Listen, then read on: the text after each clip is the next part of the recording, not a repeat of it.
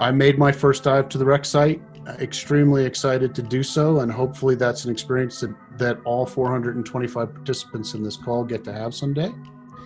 3 hours later, I'm looking at Mirror 2 on the bow and Mirror 1, and here I am. I'm exploring the Titanic.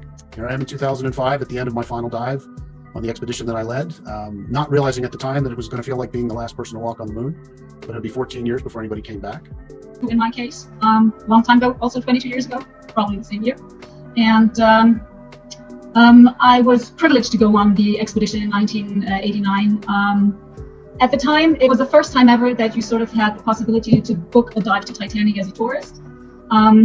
Before that, basically, you had the scientific expedition, you had to be invited, you had to be some sort of expert. Going to the Titanic, one of the issues was that small size. And that's why the sub we made is 5 feet in diameter and 10 feet long, and why we can have 5 people and tried to make a different kind of vehicle. But the other and the right equipment. Things always break when you're at sea. The weather's not good for 3 to 4 to 7 weeks while you're out there. It's going to be difficult at times. Sometimes it's going to be fantastic. People are going to react differently. People react differently when they're on the bottom. Bridget talked about having the opportunity to sit in the sub for an hour the day before. What she doesn't know is that she was given a stress test, and that's what that is. And so you sit in the sub and see how you react. And if you're claustrophobic, I'll scrub you from the dive.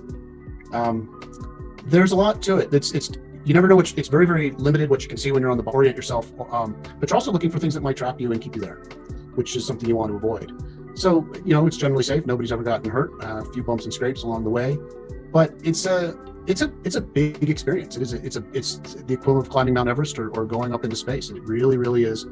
The ocean can be a difficult place, and you experience all of that. So you have to account for it.